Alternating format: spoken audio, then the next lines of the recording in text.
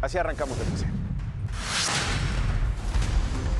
Cienfuegos exonerado, pero Estados Unidos se reserva el derecho de investigarlo. Guerra campal entre migrantes y policías guatemaltecos. El próximo lunes se reanuda el servicio de la línea 1 del metro, líneas 2 y 3, hasta febrero. Y esta mañana regresa la batalla de Meme Noticias. ¿Quién tendrá el más ingenioso, Nacho o Manolo? Muy buenas a todos, qué gusto saludarles, gracias por estar con nosotros, bienvenidas, bienvenidos a DPC. Señoras, ¿cómo están? Señores, ¿cómo están? ¡Mucho frío! ¿Mariachis? ¡Sí, señor! Muy bien, ¿todo bien? Congelándonos. ¿Cómo? Congelándonos. Congelándonos, oiga, sí, qué frío. Ahora sí que decía Marichó, y como siempre Marichó tiene razón, este frío es para estar encamados. Ah, caray. ¿Y cuando hace ¿Lo dijiste calor, o no? Lo mismo. Dijo, este frío es encamable. Es encamable. Es que sí, señora, señor, salga bien abrigado. En el Valle de México, temperaturas muy bajas, Maritza, muy bajas. Aquí hasta se siente frío, ahorita ya uno se empieza a calentar aquí con las lucecitas. Pero, ¿qué tan bajas? ¿Ya ves? Rivas, señora, Rivas. Rivas, un elemento importantísimo en la producción. Que por cierto, Rivas, ¿sigues viviendo en Temisco? ¿Todavía? No está funcionando la estrategia. Una disculpa al municipio de Temisco, una disculpa a Morelos entero por tener pues un habitante así, ¿no? Que por cierto, ayer te tocó ir de la Ciudad de México a Morelos, ¿no? Ayer, desde la tarde-noche, empezó a granizar, según Rivas era nevada. Que corría de oriente. Te lo juro, o sea, según Rivas era nevada. Era nevada, pero no eran granizadas, pues como pues para Rivas, lo que para nosotros es un granizo, para Rivas es nieve. Y entonces decía que efectivamente ayer se registraron embotellamientos de 5 hasta 8 horas de las personas que venían de la ciudad de Cuernavaca a la Ciudad de México, embotellamientos, decía Rivas, viste varios accidentes, lo estuvieron reportando medios de comunicación ayer en la tarde, hubo varios percances que provocaron pues filas kilométricas en la autopista Cuernavaca-Ciudad de México. Mi compañero Potro le hizo una pregunta muy pertinente, le dijo, oye, ¿tú viste que granizara? Dice Rivas, mira, del otro lado sí granizó. En sentido contrario. En sentido contrario, sí. De aquí para acá yo no vi que granizara. Porque bajo la lógica científica de Rivas, si graniza en una autopista, solo va a granizar del muro de contención al otro lado del que no va Rivas. ¿Sí está claro? Es que no alcanza a ver. Es que el frío, la granizada, iba para Ciudad de México, porque Rivas iba para Cuernavaca. Entonces, si usted ve a Rivas en la autopista, pues vaya atrás de él. Seguramente no le va a llover y no le va a granizar. Muy bien, mucha gente no ha podido ir ahora a los gimnasios. Ahora sí que aunque vayan, pues no los van a dejar entrar porque están cerrados, sigue el semáforo rojo en el Valle de México, siguen estas medidas. ¿Cómo vas tú, Potro? Tú pagaste el año, ¿va? Pagué el año completo. Pagaste el año completo. Y por ejemplo, estos meses que no estás yendo, ¿te los van a recuperar o qué? ¿Cómo crees? ¿No? Fíjate, es que mucha gente, como parte de los compromisos firmados, esos no, de las uvas el fin de año, no. De hecho, sí. Esos más bien son los propósitos, yo así los compromisos, te lo firmo y te lo cumplo. Decían, voy a bajar de peso, voy a estar más atlético, más sano. Pues nada, ¿no? Nada. Aquí mis hermanas y hermanos del staff, señora, cree que pagando el gimnasio se baja solito el peso. No, yo estoy pagando el gimnasio y sigo igual. ¿Se acuerdan que antes cómo eran los comparativos? Era antes y después, ¿no? Ajá. Era antes y después, ¿no? Por la pandemia, ya con la nueva normalidad, ya incluso esos parámetros están cambiando. Ya no se usa antes y después. ¿Qué se usa, Carlita, por favor? Es antes y todavía. No es el Potro. No que sepamos. Y cualquiera de nosotros podríamos estar allá, ¿no? Ya no es el antes y después, es el antes y todavía. Bueno, pues hacer ejercicio en casa. Cristian, pues ni modo, hacer ahí ejercicio. Pues sí, Cristian, da flojera, pero quítatela, para echarle ganas. Bueno, empezamos con información. Tenemos un programa con muchas historias. Hay mucha información el día de hoy para arrancar. De entrada, algo que llamó la atención el fin de semana tiene que ver con Felipe de la Cruz, el vocero de las familias de los 43 normalistas de Ayotzinapa, los estudiantes desaparecidos, usted se acuerda, allá en Iguala Guerrero en 2014. Se registró como aspirante a una diputación federal por Morena a través de sus redes sociales.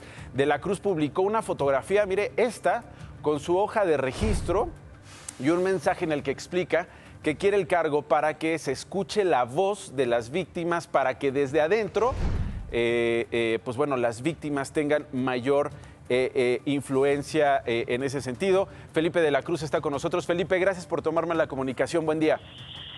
Buen día. No, muchas gracias a ti por todo el espacio que nos brindas. No, al contrario. Felipe, a ver, en primer lugar, preguntarte sobre esta carta enviada por los padres de los normalistas que se publica hace algunos días, dice la opinión pública: las madres y padres de los 43 estudiantes desaparecidos reafirmamos nuestro compromiso de luchar por la presentación con vida de nuestros hijos, por los miles de desaparecidos en el país y por otras luchas de mujeres y hombres del campo y la ciudad que se libran a lo largo y ancho del país. Hoy nos enteramos por los medios de comunicación y redes sociales que Felipe de la Cruz, que acompañaba nuestra lucha, se ha registrado como candidato para diputado federal por el estado de Guerrero por la vía plurinominal. ¿Se enteraron, dicen, por los medios de comunicación, Felipe? ¿No se los comentaste a los padres? Sí, mira, lo que pasa es que los comentarios entre ellos siempre ha sido de esta manera. La intención es no contaminar el movimiento, porque no podemos estar en una parte y en la otra. La intención principalmente es de que se sepa de que el movimiento continúa, no termina ahí. Mi intención precisamente es, como lo aclaro en mi publicación, porque definitivamente hoy tenemos la oportunidad de que la lucha social, de que las víctimas seamos escuchados de esta manera, porque en los gobiernos anteriores pues nunca se permitió o no se había permitido que la lucha social ingresara a los espacios donde se toman decisiones. Sí, entonces yo no puedo estar en un movimiento y estar dentro de una representación al mismo tiempo, pero lo que sí yo puedo decir es que la lucha continúa, no termina, la exigencia es la misma y definitivamente hasta que haya verdad y haya justicia. Okay. Entonces ya no vas a acompañar, digamos, desde dentro a los padres, porque aquí utilizan cuidadosamente la palabra Felipe de la Cruz, que acompañaba nuestra lucha en pasado.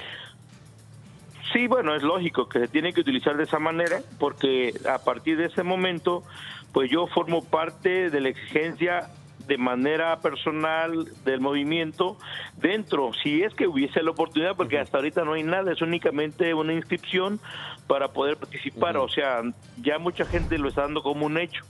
Yo estoy consciente de que voy a participar y si se da la oportunidad, pues sería bueno para el movimiento, para mí, para todos, porque mi ideal, mis principios siguen siendo los mismos. O sea, hay, digamos, ya el registro, Felipe, ya genera lo que parece un rompimiento. Ya dejarías de ser vocero de facto, desde ahorita ya no eres vocero, Felipe, y eventualmente, dices tú, simpatizarías, impulsarías de manera personal esta y otras luchas, ¿no?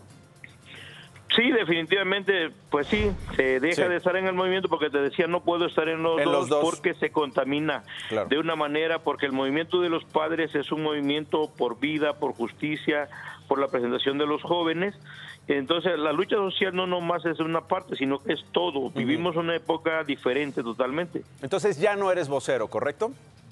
Correcto, sí, correcto. A partir de ese instante yo tomé la decisión de esa manera y bueno, hoy vemos por otro lado cómo poder seguir ayudando. ¿Cómo poder seguir ayudando? ¿Por qué no les avisaste a los padres, Felipe?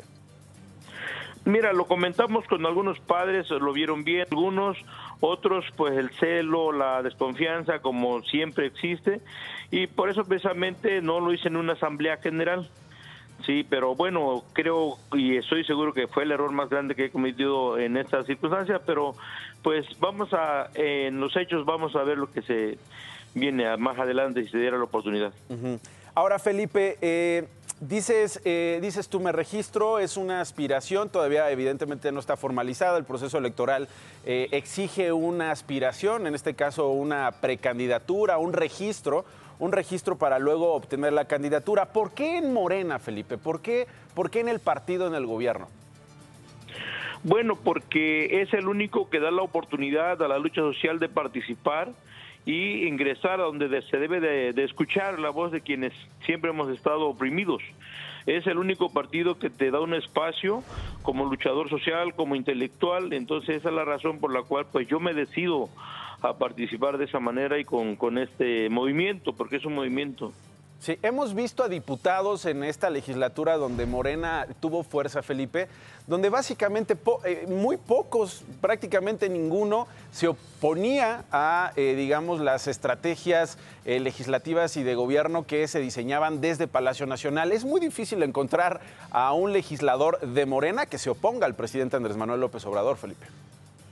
Bueno, pudiéramos hablar de ellos, pero yo voy a hablar de mí con acciones, ¿no? Yo no puedo adelantar juicios, únicamente lo que yo estoy buscando es eso precisamente.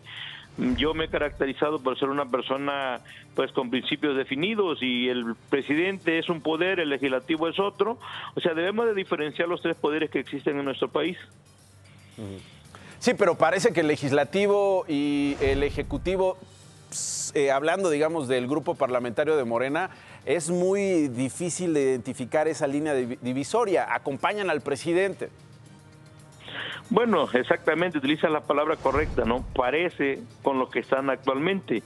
Posiblemente es lo que todavía no sabemos porque no estamos aún el actuar. Yo he actuado de esa manera con cualquier gobierno.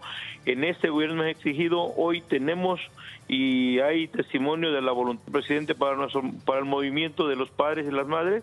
Y bueno, el Ejecutivo no hace su papel, el Judicial tampoco hace su papel, pero bueno, precisamente por eso necesitamos llevar la voz a donde debe de ser.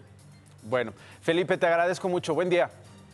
Buen día y muchas gracias. Al contrario, Felipe de la Cruz, quien era vocero, ahí pusimos vocero de los padres de los normalistas, ya no es vocero, una vez que toma la decisión de registrarse a una candidatura plurinominal como diputado federal, pues rompe, como nos acaba de confirmar, con los padres de los normalistas, quienes dicen, nosotros nos enteramos por los medios de comunicación, nos enteramos por redes sociales, no nos hizo saber Felipe de la Cruz su decisión de registrarse. Vidulfo Rosales es abogado de los padres de los normalistas de Ayotzinapa. Vidulfo, gracias por tomarme la comunicación como siempre. Buen día.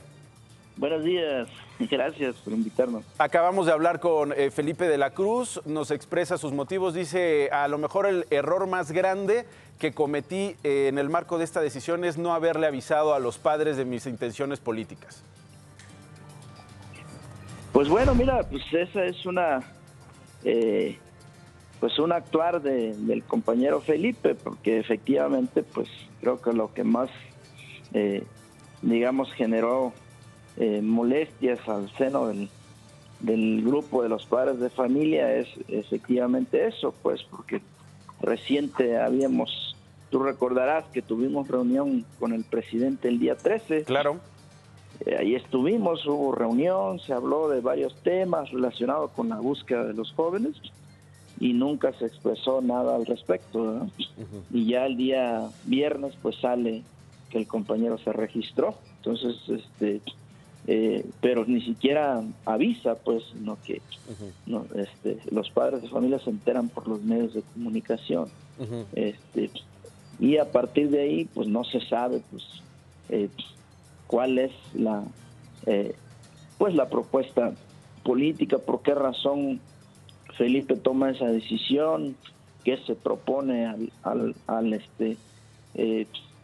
pues tomar esa decisión de esta forma de participación, y de ahí que los padres pues fijan su posición. Dice, bueno, pues nosotros no sabemos, y lo que nosotros decimos es nos deslindamos porque no quedaron claras todas esas cosas, pues. Tiene derecho, obviamente, sí, claro, el compañero Felipe, pero pues tiene que haber ahí un deslinde porque esas cosas no quedaron habladas y no quedaron dialogadas. Sí, de hecho, ya leí la carta, Vidulfo, al respecto. Dicen los padres, que de la Cruz está en su pleno derecho de ejercer sus derechos políticos y la forma de participación política. Sin embargo, es importante clarificar que es una decisión personal que no fue compartida ni consultada con nosotros como padres y madres de los 43. ¿Fue que una traición, Vidulfo, lo llamarías? Pues la verdad yo no he platicado con el compañero Felipe. Tan presto yo me enteré de que él se había registrado y estaba ya saliendo en las redes sociales, yo le mandé un mensaje, ¿verdad? Yo le mandé un mensaje, le digo, oye, ¿esto es objetivo o qué pasa? ¿No? Y es la fecha que el compañero Felipe pues no me ha contestado. Entonces, yo no he dialogado. A mí también me sorprende tanto como a ti, ¿verdad? Pero no hubo ningún problema al interior, no hubo ninguna ruptura, no hubo diferencias,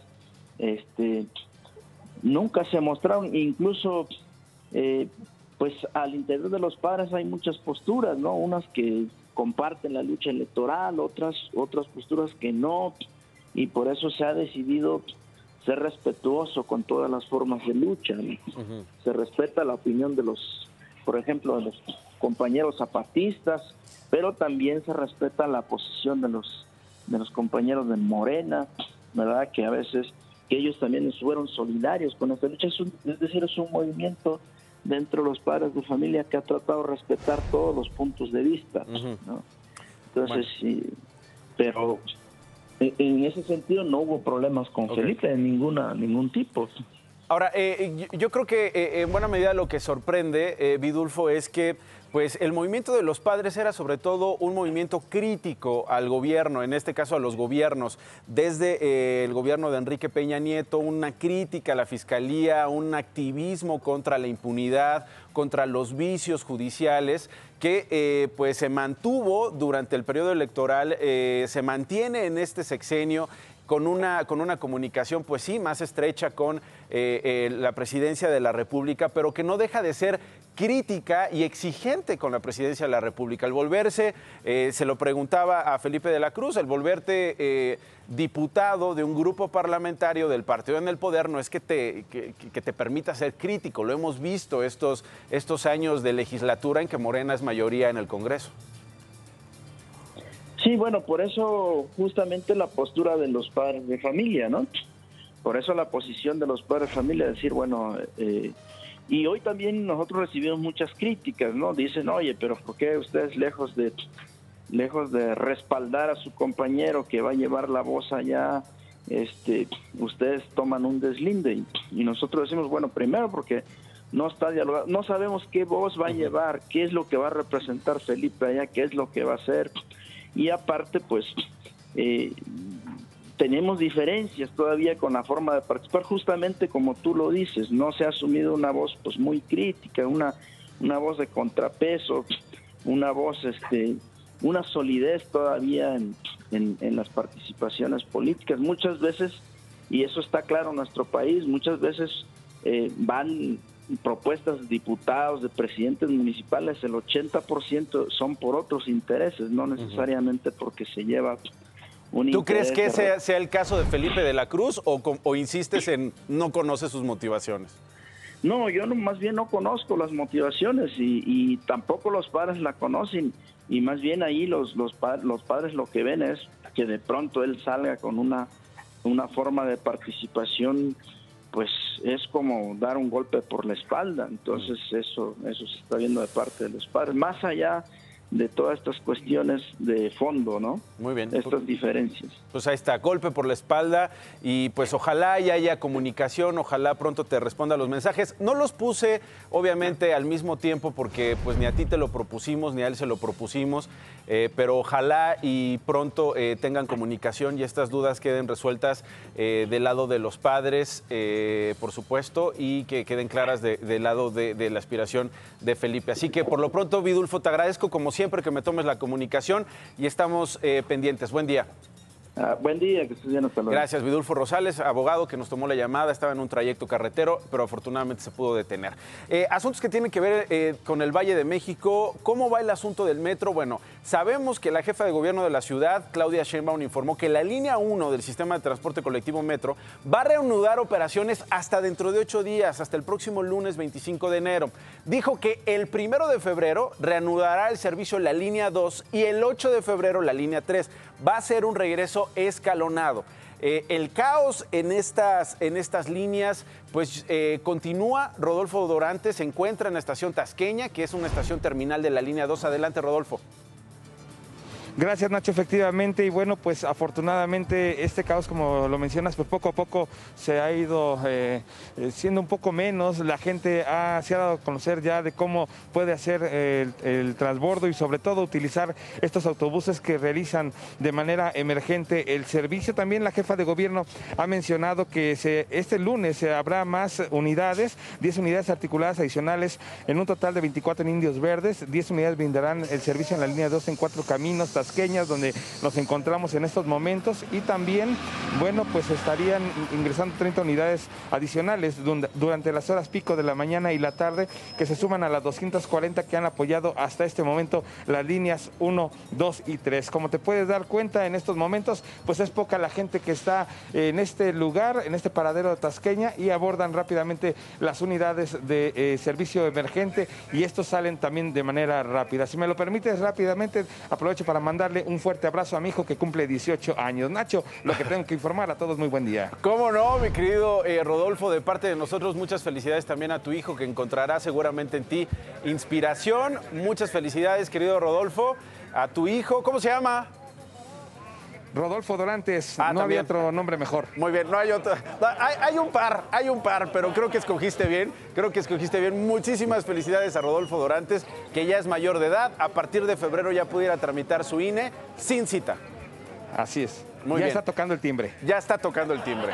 El día que te llegue y te diga, papá, toqué el timbre de más, ayúdame a ver qué vas a hacer. No, ojalá y no. Ojalá y bueno, no. estamos Muy bien. pendientes. Rodolfo, te mando un abrazo. Felicidades a tu hijo. Muchas felicidades. Bueno, Atalo Mata es mi colega periodista, reportero. Él está en el puesto central de control. Querido Atalo, qué gusto verte. ¿Cómo estás? Buen día. ¿Cómo estás, Nacho? Qué gusto saludarte Igual. en este inicio de semana. Mira, efectivamente estamos en este puesto central de control, el que se incendió el pasado 9 de enero. Del Metro, el sistema de transporte colectivo Metro. Grupo Imagen es el primer medio de comunicación en ingresar hasta el momento aquí a estas instalaciones. Le pedimos a Saúl García que nos muestre parte de este taller provisional, de esta zona de trabajos donde la Comisión Federal de Electricidad y también la CEMOVI y el Gobierno de la Ciudad de México pues están concluyendo al 100% la rehabilitación de la conexión de los transformadores hacia el puesto central de control de energía emergente, por lo que se mantiene el programa de inicio de operaciones de la línea 1 del metro, que corre de Pantitlán a Observatorio para el próximo 25 de enero de 2021, como ya se había informado. Y Claudia Sheinbaum pues ha resaltado, también las autoridades del metro, que el nuevo puesto central de control de energía emergente cuenta con equipos modernos que van a permitir, Nacho, que el metro se encuentre en mejores condiciones de las que estaba antes de ese incendio. Así que dicen que ante esta circunstancia y la dificultad que se ha vivido como ciudad por el siniestro que se tuvo aquí en este edificio de Delicias, no solamente vamos a retomar el servicio del metro, sino que también los usuarios y las autoridades van a entregar un servicio mucho más moderno del que se tenía previamente. Es decir, de esta situación ya no se va a regresar a lo de antes, sino que va a haber algo más moderno en lugar de los tableros que había antes, Ojalá. con puros botones, como nos han mostrado en algunos archivos. Pues sí, ahora ya van a ser en tiempo real y los técnicos, los ingenieros van a poder estar monitoreando el avance de los trenes con una distancia entre 300 metros cada uno. Pues ojalá ya no sea tecnología de película del santo y ya sea tecnología, digamos, a la altura de las circunstancias. Ahora, bueno, entonces me estás diciendo, Atalo, en exclusiva Grupo Imagen está entrando a este puesto de control. ¿Qué es lo que estamos viendo? ¿Qué es lo que está viendo la gente a través de nuestro colega camarógrafo, Atalo? A ver si nos lo puedes describir y qué es lo que no se había mostrado antes. Mira, ahorita lo que podemos ver atrás de mí, Nacho, pues es la maquinaria, son los cables que permiten ahorita la transmisión de esa energía hacia los transformadores, que están en las subestaciones y que al mismo tiempo alimentan con esa energía hacia las vías afectadas. Esto es parte nada más, digamos, de los materiales, de las herramientas, pero las imágenes exclusivas son las que estamos viendo también en este momento y que durante el enlace han estado proyectándose, en el sentido de que nos dejaron pasar alrededor de 10 minutos únicamente, todavía estaba oscuro cuando llegamos, nos dejaron pasar para poder levantar algunas tomas y poder ver los trabajos del nuevo puesto. Eso es, digamos, la nota de este enlace, el nuevo puesto central de control emergente que va a estar operando por el momento hasta que en unos meses o ya posteriormente se pueda construir un nuevo puesto central en el edificio que resultó siniestrado. Sí.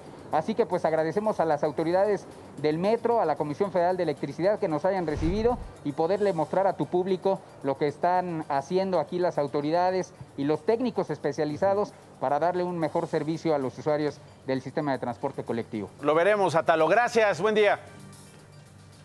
Buenos días, está. Nacho. Atalo Mata Otón. Los periódicos.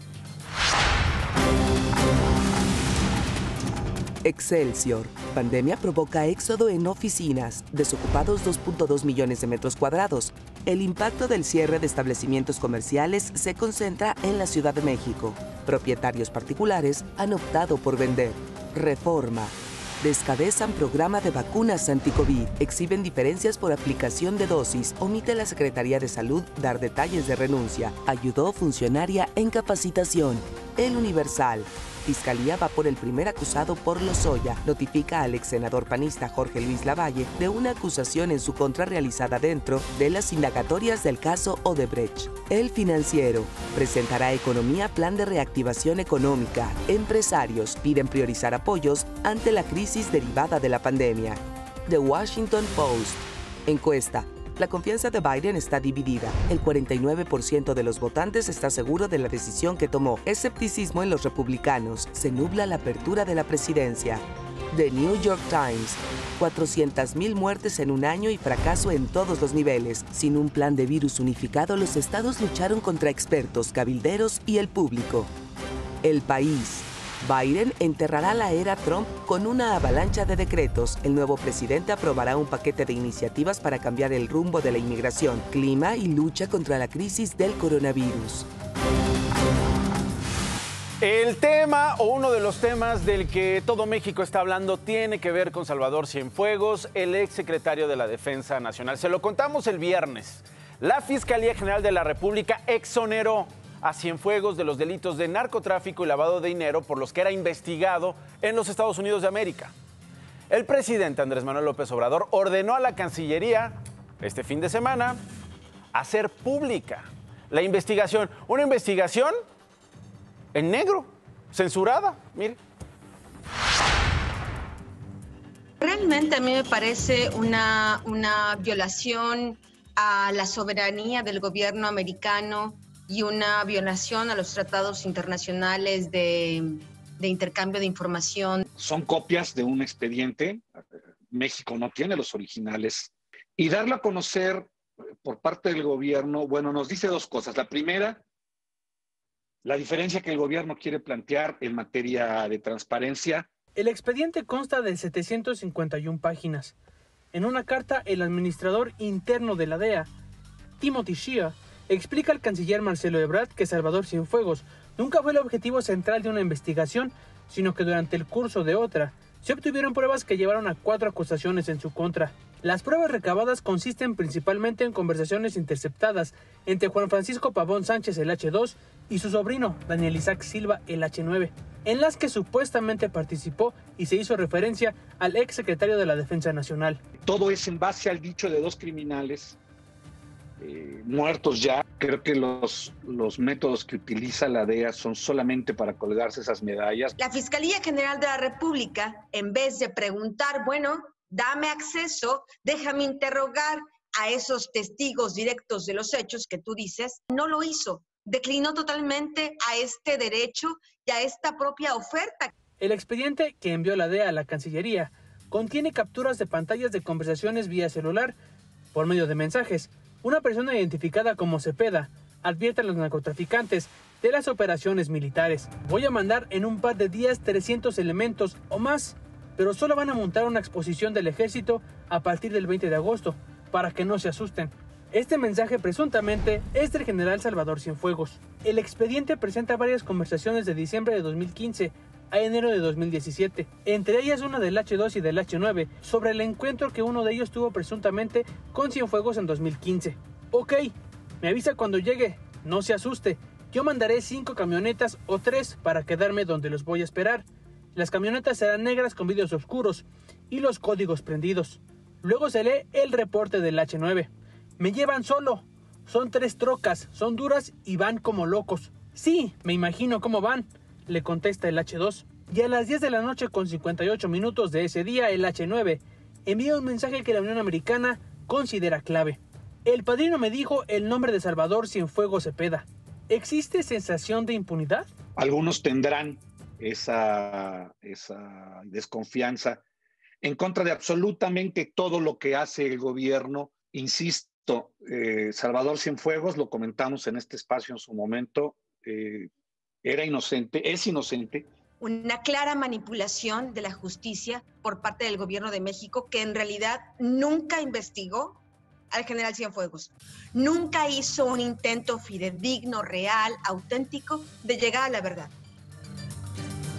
Ahí están 2 visiones de especialistas en el asunto para que usted tenga su propia opinión.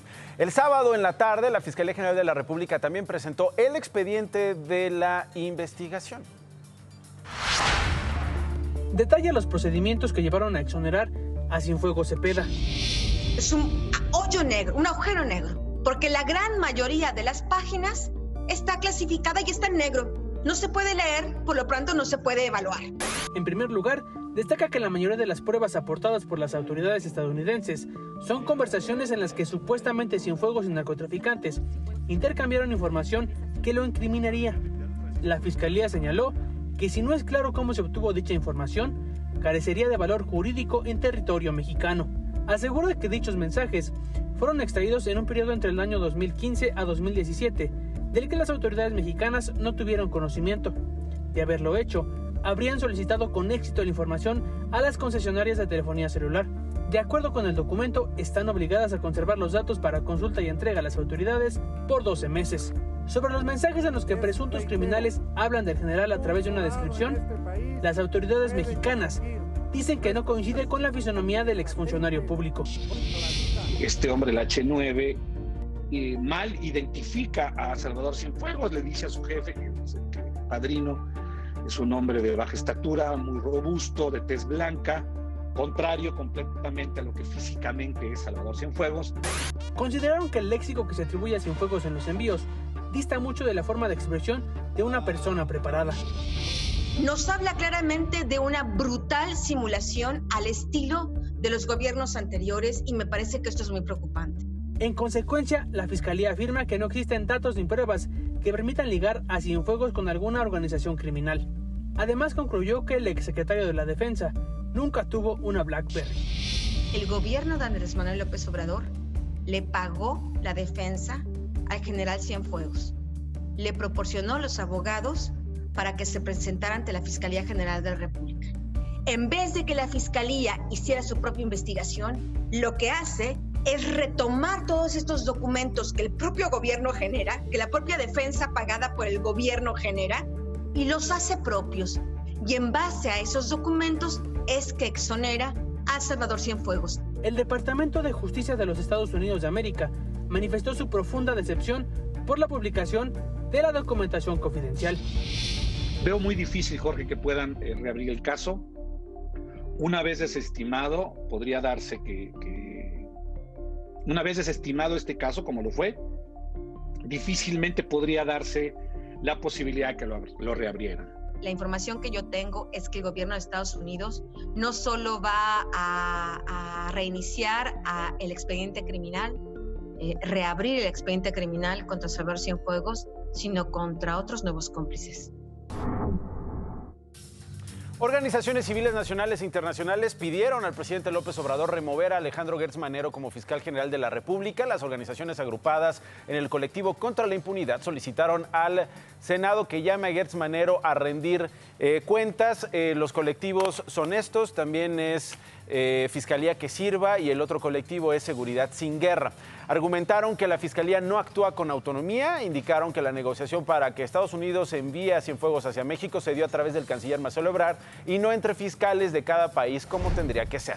Reforzaron la seguridad en Washington, D.C., en los Estados Unidos de América, rumbo a la toma de posesión de Joe Biden. Esto y más en el resumen.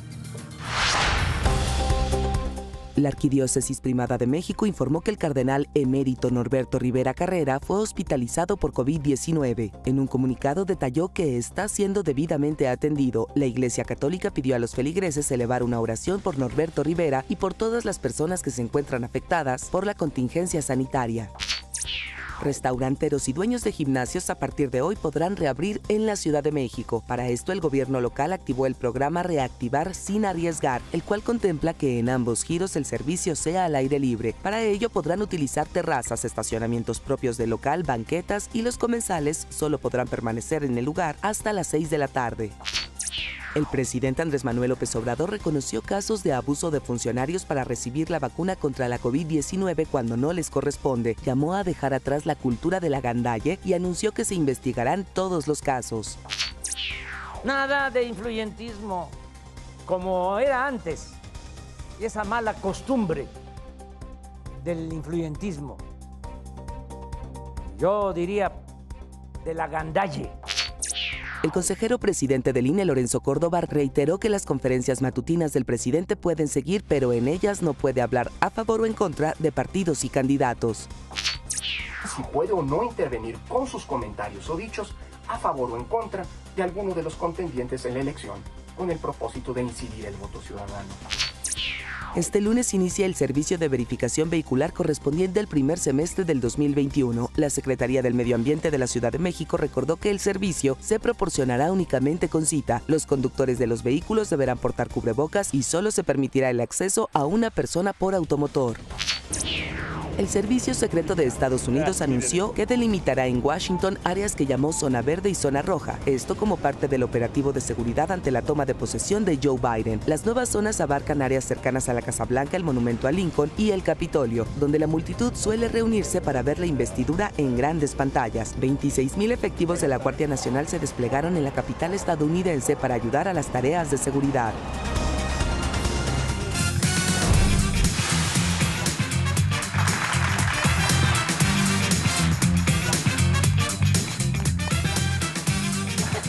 Casi te vas hasta allá, pero lo lograste, Rivas. ¿Todo bien? Qué bueno. Oigan, información que tiene que ver con salud y con la COVID. El director general de promoción de la salud, Ricardo Cortés, informó que Miriam Veraz Godoy, responsable ni más ni menos que de la vacunación contra la COVID, presentó su renuncia al cargo por motivos personales. No es real que ella estuviera en desacuerdo ni con la vacuna, ya leí varias notas, no está en desacuerdo ni con la vacuna, ni con el operativo, ni con nada. La doctora tomó esa decisión, pero sin estar en desacuerdo con nada. El gobierno de México reconoció que nuestro país está de acuerdo en reducir pedidos de las dosis de la vacuna de Pfizer contra la COVID-19. De Pfizer, perdón. Esta es una controversia muy interesante, porque el discurso oficial en nuestro país, señora, señor, es que México aceptó una propuesta de la Organización de Naciones Unidas para recibir menos vacunas de Pfizer, una cantidad de este biológico menor de la que habíamos hecho ya en un pedido, para así entregar esas vacunas que no nos daría Pfizer a nosotros a los países más pobres. ¿Por qué? Pues para que no haya un acaparamiento, para que los países más pobres tengan acceso a la vacuna. Eso es lo que nos dijo el gobierno federal, esto es lo que nos ha dicho el gobierno federal, que ha gestionado con otros laboratorios las vacunas, que es: aceptamos recibir menos vacunas de Pfizer para ayudar a los países pobres. Nosotros estuvimos de acuerdo con eso. Que nos bajen y luego nos repongan.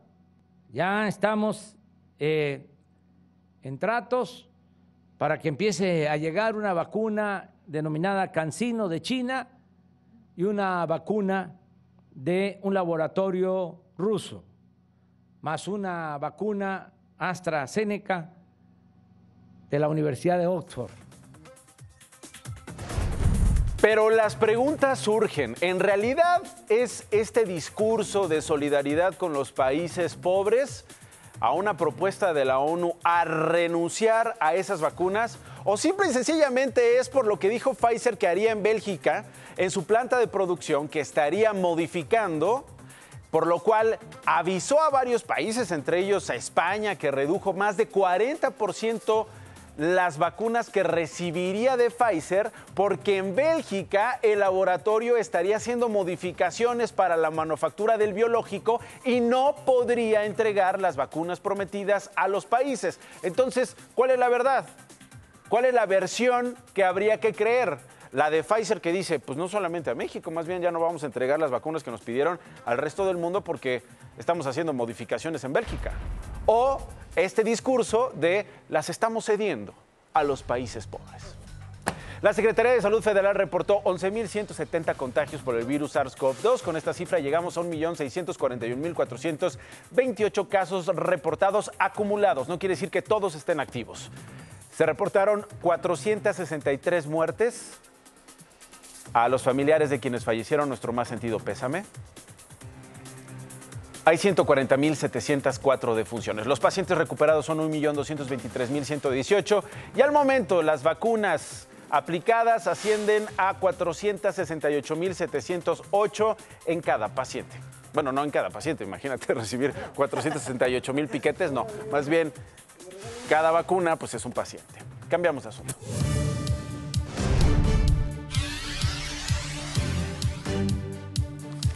Bueno, oigan, vamos a la frontera sur. Ahí hubo presencia militar y policíaca que disuadió a migrantes centroamericanos que en caravana intentaban cruzar Guatemala para llegar a México y luego a la Unión Americana. Es el famoso muro humano de Donald Trump. El muro que sí logró Donald Trump, claro, con la ayuda de nuestro país y los miles de elementos de la Guardia Nacional y con la ayuda de Guatemala. Miren.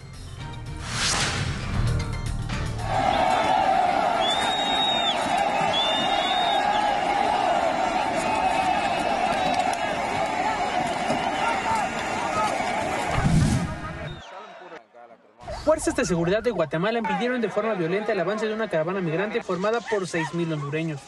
Salió desde San Pedro Sula y entró ilegalmente la noche del viernes por el puesto fronterizo El Florido, en el departamento de Chiquimula.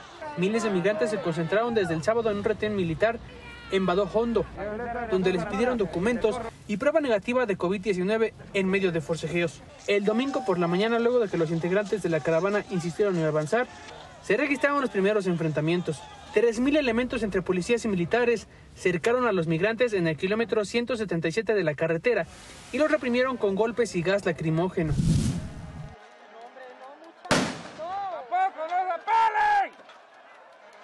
El Instituto Guatemalteco de Migración reportó varias personas heridas, entre ellas a su personal, integrantes del ejército y migrantes hondureños. Informó que el grupo varado está compuesto por 6.000 migrantes, mientras que otros 1.000 hondureños emprendieron el viaje de vuelta a su país. Nos informaron anoche mismo que habían infiltrado elementos de maras de Honduras y de crimen organizado, y entonces esto ya nos preocupó más. Afortunadamente las fuerzas del orden, en este caso seguridad y defensa, montaron precisamente el plan de contingencia. En estos casos pudieron controlar esto, que fue una batalla campal. Guatemala colocó más de 20 puestos de control policial en la carretera que conduce a la frontera con México, donde 1.500 elementos del Instituto Nacional de Migración y la Guardia Nacional se postraron desde el viernes. De Pisa y Corre, con información de Eduardo Sánchez. Impresionantes imágenes. Muchos de estos migrantes que perdieron el derecho de migrar, porque lo han perdido, porque el gobierno de Donald Trump se los prohibió, porque el gobierno mexicano se lo está prohibiendo y porque el gobierno guatemalteco se lo está prohibiendo, arriesgan sus vidas. De muchos menores de edad, muchos van niños sin acompañantes, huyendo de sus casas. No es una decisión que ellos tomen por placer, no van de turismo, huyen de sus casas porque han sido amenazados por el crimen organizado, porque se mueren de hambre, porque tienen miedo a que las amenazas de grupos criminales se concreten y finalmente huyen de sus países para, según ellos, buscar perseguir el sueño americano, que se vuelve en pesadilla guatemalteca. Ya vimos estos enfrentamientos con las fuerzas guatemaltecas y que se vuelven una pesadilla mexicana cuando llegan a nuestro país, y quienes logran cruzar, bueno, se enfrentan a las torturas, a las violaciones, a los asaltos, a los asesinatos por parte de grupos criminales mientras ellos recorren el territorio mexicano. Gaspar Romero es mi colega corresponsal, él está en el río Suchiate, al sur de la República Mexicana, en la frontera con Guatemala. Cuéntame cómo va ese muro de carne de Donald Trump que nosotros le construimos, que cooperativamente aceptamos, digamos, levantar en esta frontera sur. ¿Qué está pasando después de este enfrentamiento, de estas imágenes tan impactantes que vimos? Adelante, Gaspar.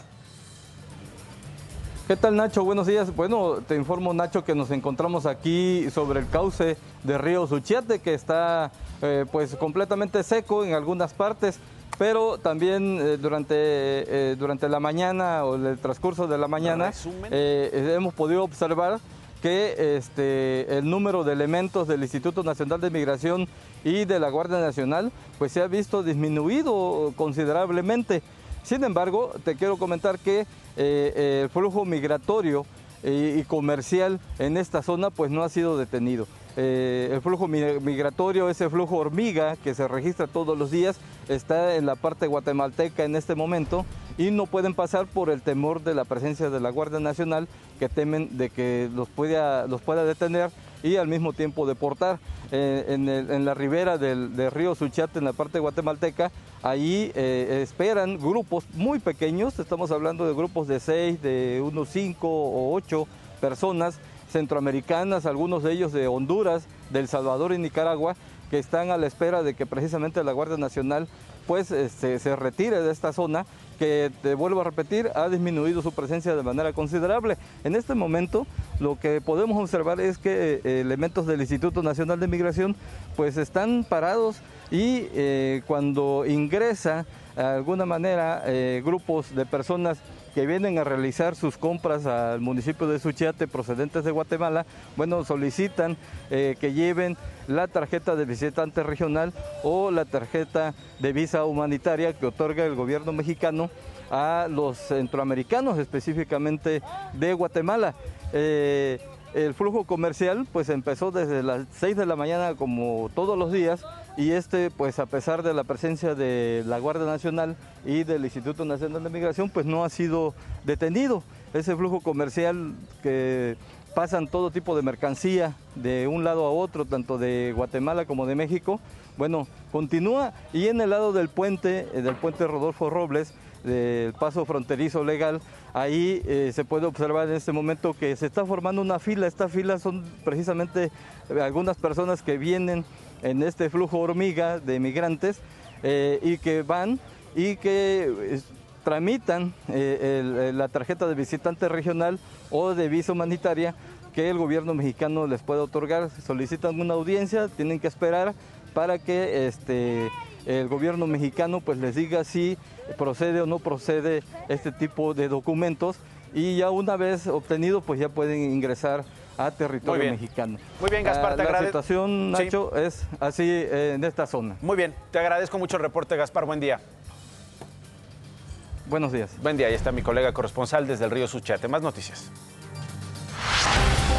Esta mañana el presidente Andrés Manuel López Obrador habló luego de que el Departamento de Justicia estadounidense expresó su decepción por la decisión de México de cerrar el caso de Salvador Cienfuegos. Hay bastante comprensión de parte del gobierno estadounidense sobre este asunto.